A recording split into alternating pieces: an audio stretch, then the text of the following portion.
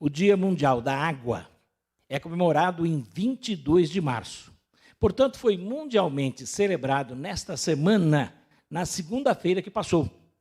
O objetivo da criação dessa data por parte da ONU em 1992 foi colocar em discussão assuntos importantes relacionados com esse recurso natural essencial. Como sabemos, a vida no planeta só é possível graças à presença de água. Cuidar das fontes desse produto é fundamental para a nossa sobrevivência.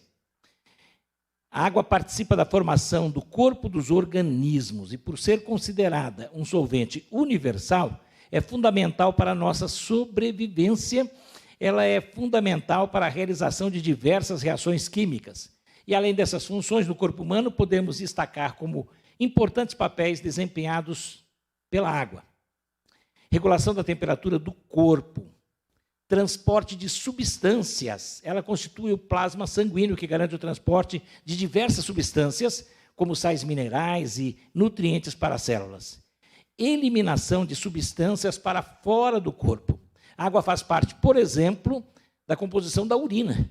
E sabemos que isso garante a eliminação de substâncias tóxicas que estão em excesso no nosso corpo. Proteção das estruturas. A água está presente nos líquidos encontrados das articulações. Ela participa da proteção dos nossos ossos contra o atrito.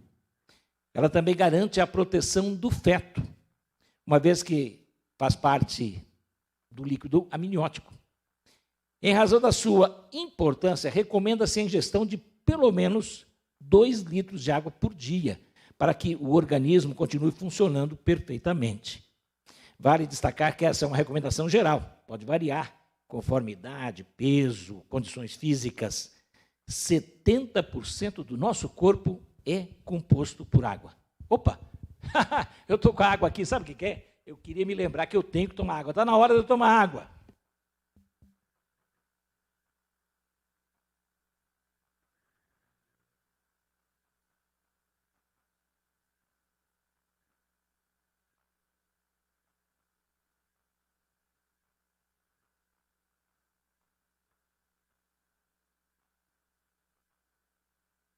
Como é bom, como faz bem tomar água. Ah, outra coisa importante. Apesar do nosso planeta ser repleto de água, já teve alguém que sugeriu que o nome do planeta não devia ser planeta Terra, devia ser planeta Água. É verdade.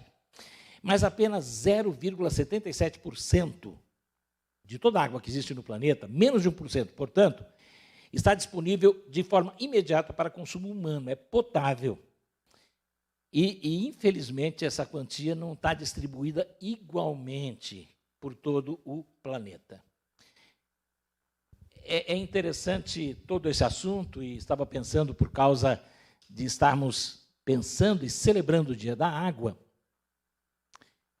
o texto que eu já tinha pensado em falar, sem pensar que estaríamos na mesma data, fala sobre água. É o encontro de Jesus com a mulher samaritana. Quero que me dê essa água. João 4, 4 a 7, 9 a 11, 13 a 19, 24 a 26, 28 a 30, 39 a 42 fala sobre isso. João 4, de 4 a 7. Era-lhe necessário passar pela região da Samaria. Assim, Jesus chegou a uma cidade samaritana chamada Sicar, perto das terras que Jacó tinha dado a seu filho José. Ali ficava o poço de Jacó. Cansado da viagem, Jesus sentou-se junto ao poço. Era por volta do meio-dia. Nisso veio uma mulher samaritana tirar água. Jesus lhe disse: dê-me um pouco de água.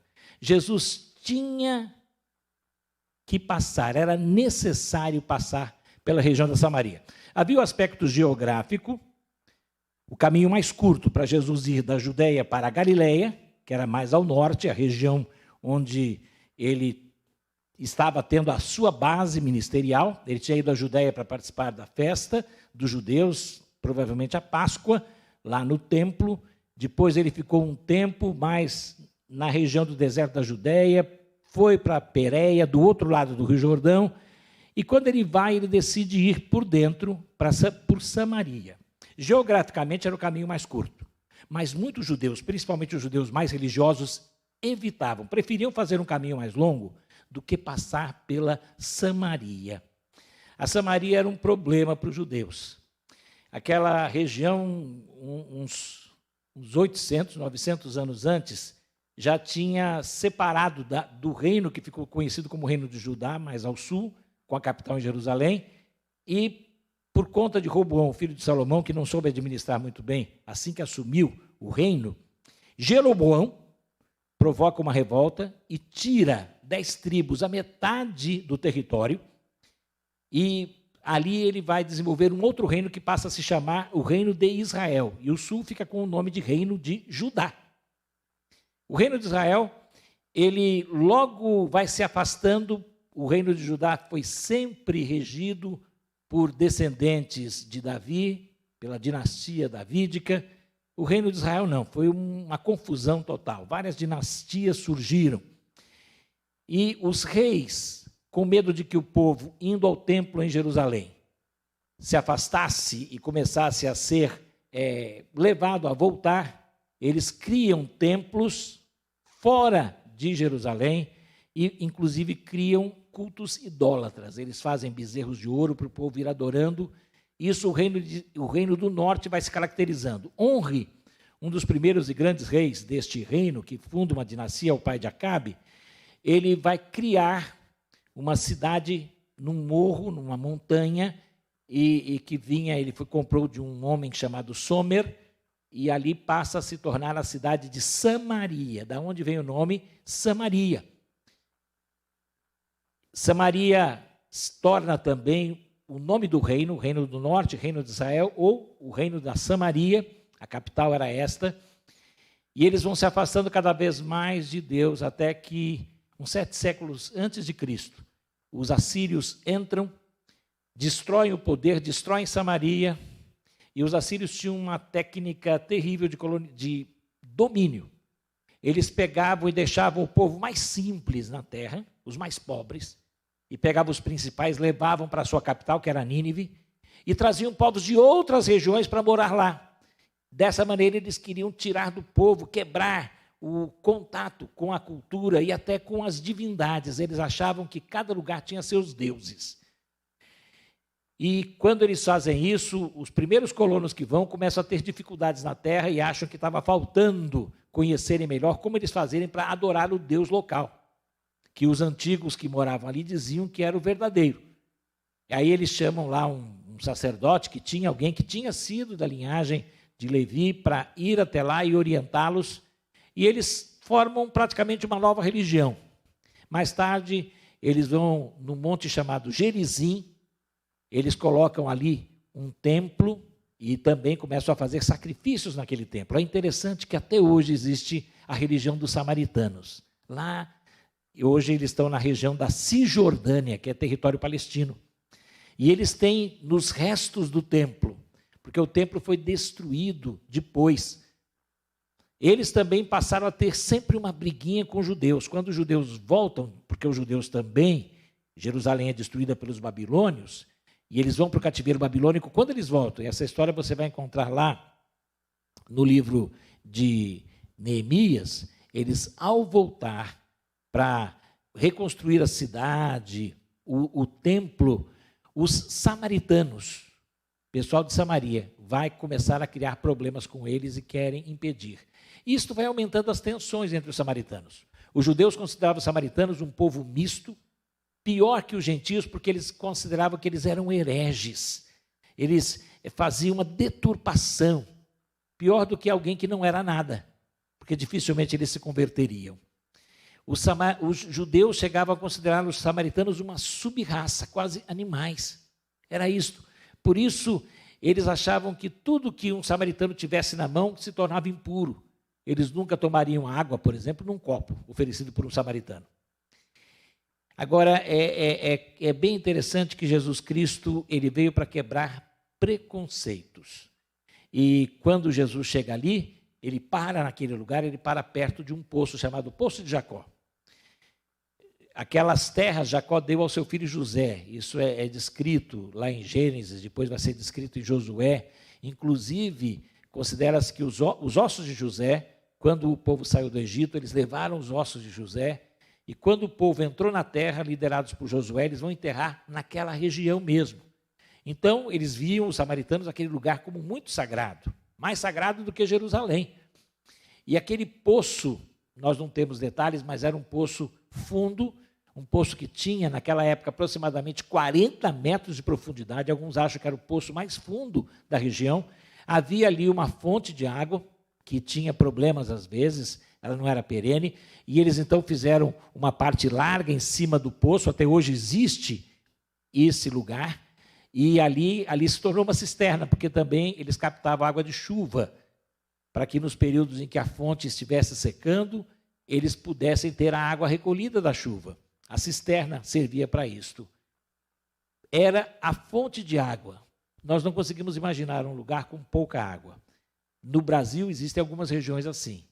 Nós que vivemos no Sudeste, no Sul, no Centro-Oeste, na região amazônica, para a gente a água não falta. Por isso que é importante cuidarmos dessa fonte, porque ela pode acabar. Pelo menos a água potável. E, nesse sentido, Jesus, quando chega, Jesus tem fome, está cansado. Os discípulos vão até a cidade que ficava mais ou menos 1 quilômetro, a cidade de Sicar ficava a um pouquinho mais de 1 quilômetro do poço. Eles vão lá e Jesus Cristo, quando está ali, ele tem sede. Ué, mas Jesus é Deus? Sim. A Bíblia diz que Jesus é Deus, mas Jesus é homem. Esse é o grande mistério. Plenamente Deus, plenamente homem. E como homem, Jesus sentiu cansaço, Jesus sentiu fome, Jesus sentiu sede. E aparece uma mulher que vai pegar água ao meio-dia, na hora do sol mais quente. As mulheres normalmente pegavam água. Até hoje, em lugares onde tem fontes assim fora, são mulheres que cuidam disso. A mulher foi pegar água. Era uma mulher pobre, senão ela teria empregados e empregadas que fariam isso. Ela não tinha. E o pior, ela foi sozinha. Por quê? Porque ela deveria não ser muito bem vista pelas pessoas da cidade, pelas outras mulheres. Por isso ela tinha que ir só, no horário que normalmente as mulheres iam no final da tarde ou no início do dia. E aquela mulher foi naquele horário. Ela era uma mulher que era vítima de preconceito. Por ser samaritana, havia o preconceito dos judeus. Por ser mulher, já havia também preconceito para com ela. As mulheres, para os religiosos judeus, elas eram consideradas seres inferiores. Um grande grupo de religiosos judeus, de mestres judeus, achava que a mulher era inferior e que um mestre nunca deveria dirigir uma palavra mulher. Ele deveria falar com um homem, porque a mulher não conseguiria entender. A cabeça da mulher era parecida com a cabeça de uma criança, eles achavam. E, nesse sentido, ela também tinha o preconceito por ser mulher. O preconceito do próprio pessoal da sua comunidade, talvez por questões de comportamento. Uma pessoa marginalizada. A esta pessoa, Jesus dirige a palavra. A esta pessoa, ele dá atenção. A esta pessoa marginalizada, Jesus faz um pedido. Portanto, Jesus mostra que precisava dela, que ela podia ser útil, mesmo que ninguém a considerasse útil.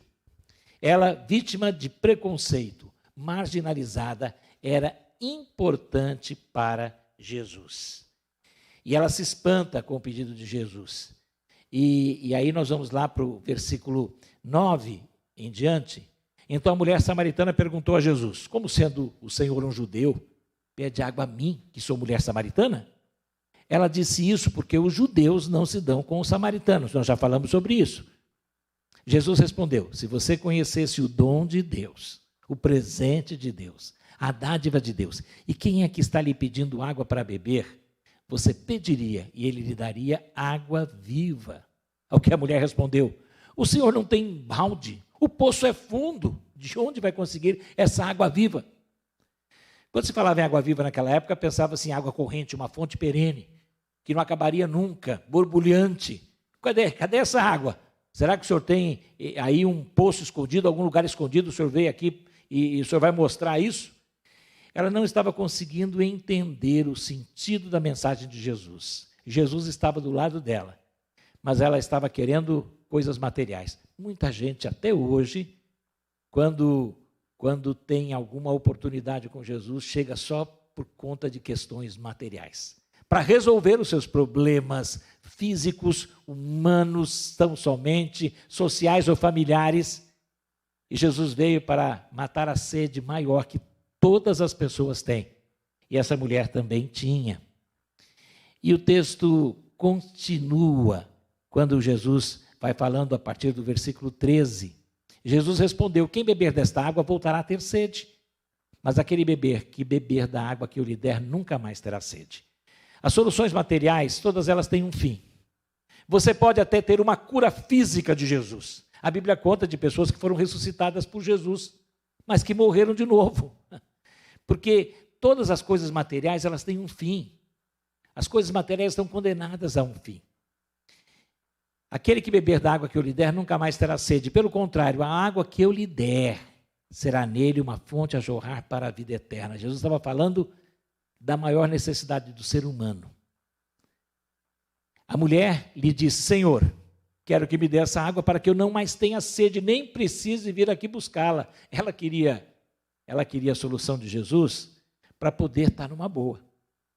Sim, do ponto de vista material, como muitos estão atrás de Jesus por conta disto. Jesus disse: vá, chame o seu marido e volte aqui. Ao que a mulher respondeu: não tenho marido. Então Jesus disse: você tem razão ao dizer que não tem marido, porque você já teve 5, e esse que agora tem não é seu marido. O que você disse é verdade. A mulher então lhe disse: agora eu sei que o Senhor é um profeta. Ela começa a ficar assustada com Jesus. Jesus começa a confrontá-la. Quando a gente se encontra com Jesus, Jesus sempre confronta a gente. Quando você se encontra com Jesus, através da Bíblia, se você tem um encontro real, ela vai confrontar você. Você não deve ir atrás da Bíblia só para promessas. Você deve ir atrás da Bíblia para encontrar aquilo que Deus quer lhe falar. E às vezes Ele vai tocar na ferida. Jesus tocou na ferida daquela mulher. Um dos problemas sérios que ela tinha era o problema de estabilidade de sentimentos. Era o problema de relacionamento conjugal, era o problema de família. Ela não conseguia estabelecer uma família. Ela não conseguia ter laços estáveis. E Jesus toca na ferida dela. Essa era uma ferida. Talvez por conta disto, as outras mulheres da cidade, da vila, olhassem ela de lado, não quisessem a companhia dela. Talvez por causa disso, elas queriam que ela ficasse realmente era fora do grupo. Jesus tocou e ela reconhece que Jesus é um profeta. Profeta. Para muita gente, Jesus é um profeta. Para muitos bilhões de pessoas, Jesus é um profeta. Tem um grupo que diz que, inclusive, Jesus foi o maior profeta, mas e só? O profeta que fez milagres. Mas ele era humano. Só que é diferente. E Jesus continua. E agora do versículo 24 a 26. Porque na conversa essa mulher tinha alguns interesses religiosos. E ela pergunta até sobre aonde que era o lugar certo de adoração, porque os judeus iam lá no Monte Sião, antigo Monte Moriá, onde estava o templo. E os samaritanos achavam que era ali no Monte Gerizim, perto realmente da onde estava o poço, que era o lugar certo de adoração, porque foi ali que, logo que entraram, Deus proferiu bênçãos, Deus deu regras ao povo. Foi ali que Deus deu as primeiras ordens ao povo, quando entrou na terra prometida. Aquele era o lugar sagrado, aquele lugar foi o lugar que Jacó esteve. Muita gente acha que o importante é isso. E agora a gente está passando por, muitas pessoas religiosas estão passando por uma crise. Eu não posso ir no templo. Porque acham que só no templo você vai ter uma bênção, só naquela estrutura física você vai ter uma bênção. E Jesus vai mostrar que não é no templo, não é na estrutura física. Deus não está preso a um espaço físico. O templo que Jesus quer erguer é dentro da gente, dentro do coração. E aí ele diz: Deus é espírito. E é necessário que os seus adoradores o adorem em espírito e em verdade. A mulher respondeu: eu sei que virá o Messias chamado Cristo. Quando ele vier, nos anunciará todas as coisas. Então Jesus disse: eu sou o Messias. Eu, o que estou falando com você. Deus é espírito e quem o adora tem que adorar em espírito e em verdade. O nosso templo está dentro de nós. Deus quer estabelecer, colocando o seu espírito em nós, por meio de Cristo, o Messias. O Messias que é o eu sou. O eu sou é a palavra que dá origem ao nome Yahvé. Eu sou o que sou. Jesus afirma várias vezes, eu sou. O Evangelho de João repete isso. Várias vezes, eu sou. Jesus é o próprio Deus. Deus homem. O enviado de Deus para a salvação. E ele estava falando com aquela mulher. E sabe uma coisa, Jesus está falando com a gente aqui, porque cada vez que a Bíblia é aberta, depois que Jesus morreu e ressuscitou, ele diz que estaria sempre conosco através do seu Espírito. E através do Espírito Santo, Jesus está aí falando com você, comigo. Ele fala conosco, mas temos que reconhecê-lo como o eu sou, o Messias, o enviado, o que tem que ser ouvido, a quem temos que dar toda a atenção. Quanto à mulher, o versículo 28 até o 30 diz, ela deixou o seu cântaro, aquilo que ela usava, que era de barro, para pegar a água, e disse, e foi até a cidade. Ela deixou o cântaro. Aquilo que ela mais precisava, que ela tinha que fazer, ela deixou. Provavelmente, ela até deu água para Jesus, em algum copo, e Jesus tomou água. Para os líderes judeus da época, Jesus estaria se tornando impuro, mas Jesus, ele mostrou que ele purifica tudo. Ele torna pura todas as coisas. Ele não tem esses preconceitos. Ele tomou daquela água que a mulher lhe ofereceu. Provavelmente, ele estava com sede. E ele foi sincero naquilo que ele disse. Mas aí, a mulher deixa, porque quando a gente encontra Jesus, Jesus se torna a coisa mais importante.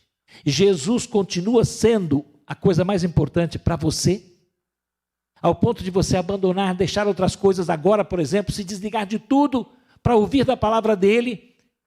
Jesus tem que ser o mais importante quando se encontra realmente com ele como o Messias de Deus.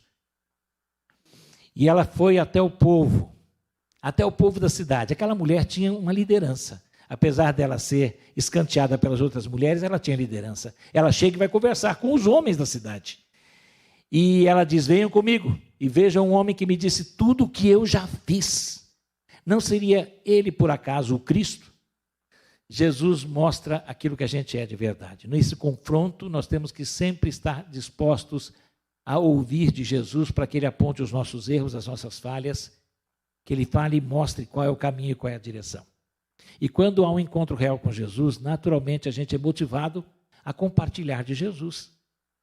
Se você não está sendo motivado, você precisa novamente colocar Jesus no centro, porque ele vai motivar você a compartilhar, a falar, a testemunhar daquilo que tem acontecido com você. Testemunhar, Jesus nos chamou para sermos suas testemunhas. Aquela mulher era uma testemunha. Ela contou da experiência dela com Deus. Testemunhar de Jesus é contar da experiência que você tem tido com Deus. Muitas pessoas às vezes não estão testemunhando porque não estão tendo experiências com Deus. Não estão mantendo comunhão íntima, pessoal, diária com Ele. E por isso a motivação acaba. Mas se você busca mais em oração, você vai ver as respostas de Deus. Aproveite principalmente esses tempos difíceis. Você vai ver como Deus quer falar com você no meio das dificuldades e das lutas. Ao invés de ficar só reclamando, busque mais, leia mais a Bíblia, procure irmãos para orar com você. E você vai ver como você vai estar motivado a compartilhar e as coisas que Ele vai estar fazendo em você. Muitos samaritanos daquela cidade creram em Jesus por causa do testemunho da mulher que tinha dito, ele me disse tudo o que eu já fiz. Quando os samaritanos foram até Jesus, eles já estavam crendo, puxa, está acontecendo alguma coisa diferente. Essa mulher está mudada. Eles estavam percebendo, a mudança já era perceptível. E eles vão até Jesus e vão ouvir Jesus. E pediram-lhe que permanecesse com eles. E Jesus ficou ali 2 dias. Sim, Jesus ficou naquela cidade. Jesus para e Jesus está com aqueles que o buscam. Jesus parou ali e Jesus mostrou aos seus discípulos que tinham preconceito também, que o evangelho era para todos e que a água tinha que ser oferecida para todos, porque as pessoas estão com sede. Muitos outros creram nele por causa da palavra de Jesus e diziam à mulher, agora não é mais por você. mas sabemos, nós mesmos ouvimos e cremos, e sabemos que este é verdadeiramente o Salvador do mundo. Jesus veio para todos. Jesus veio para salvar o mundo inteiro. Quero que me dê essa água, a mulher pediu. Uma água que não é deste mundo. Nós temos necessidades materiais e é importante que nós saciemos as nossas necessidades. E até é importante que nós, como cristãos, estejamos também ajudando as pessoas nas suas necessidades. Em outra ocasião, Jesus deu pão para o povo quando precisava. Jesus curou doenças. Jesus deu vista a cegos. Jesus fez pessoas coxas andarem. Sim, Jesus atendeu necessidades materiais também. Aquela mulher creu na palavra de Jesus.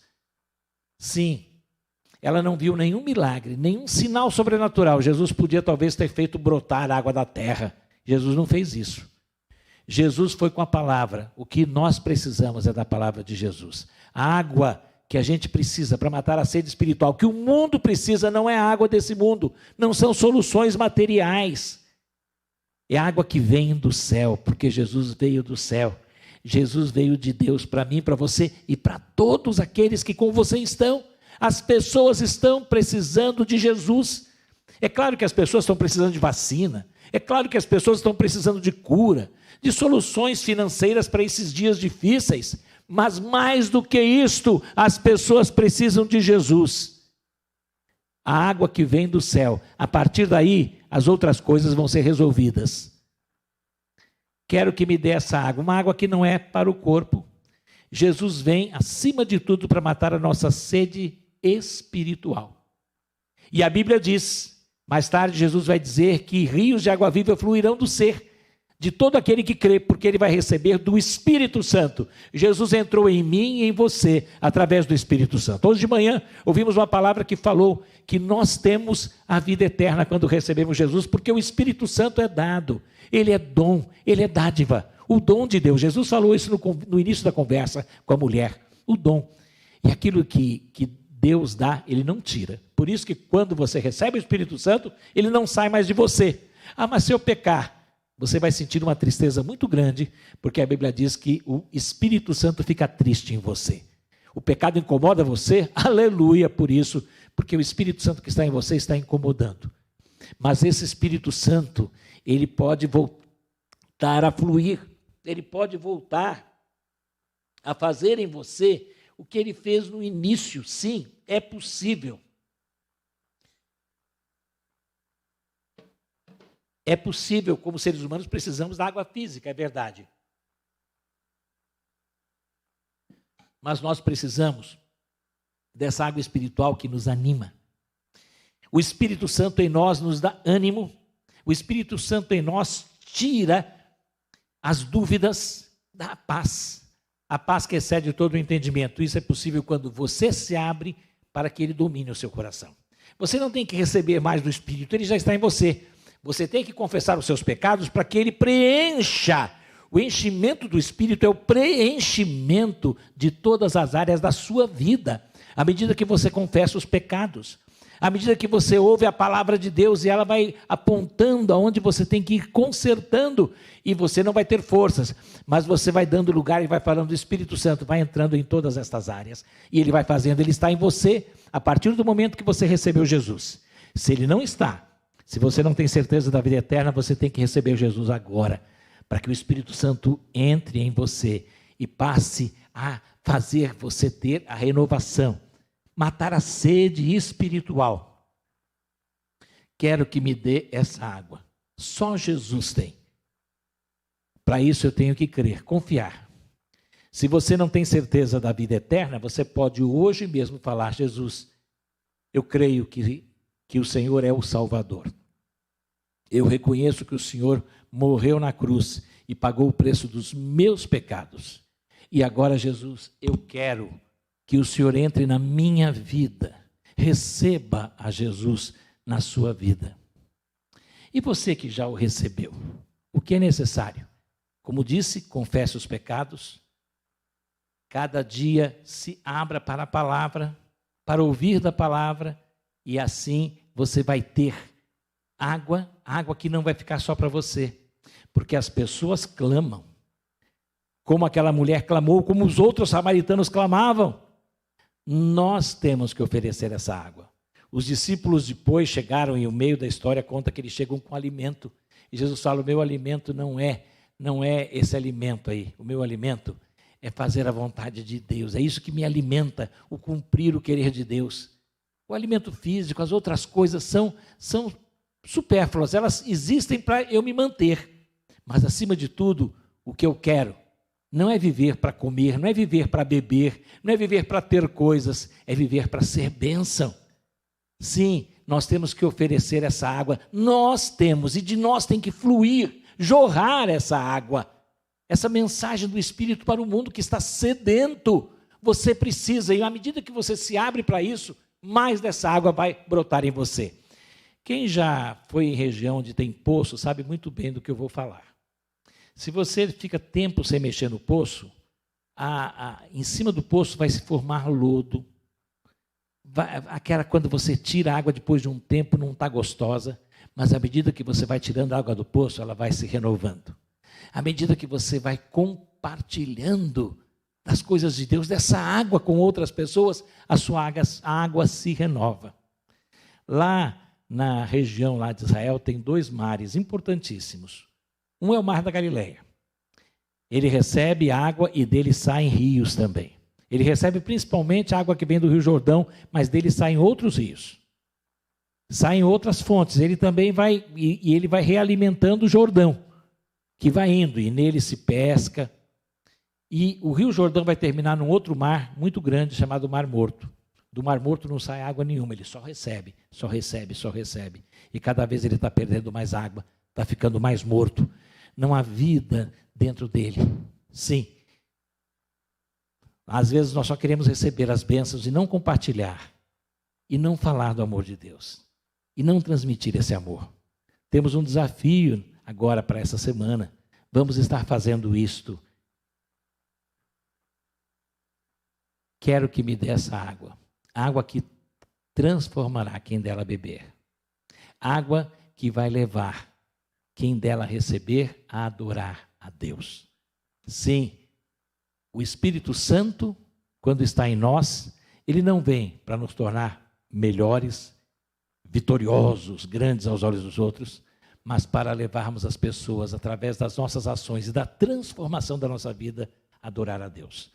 Através da vida mudada da mulher samaritana, depois do encontro dela com Jesus, muitos outros samaritanos creram e glorificaram a Deus. Você tem que levar pessoas a glorificar a Deus pelo seu testemunho, pelas mudanças, pela renovação da sua vida através da água do Espírito, cada vez mais borbulhante em você. Vamos fechar os nossos olhos. Nesse momento, peça que o Espírito Santo aponte ainda coisas que têm que ser mudadas. E você que ainda não tem certeza da vida eterna, volte-se agora para Jesus e fale: Jesus, entre na minha vida. Eu tenho sede de Ti.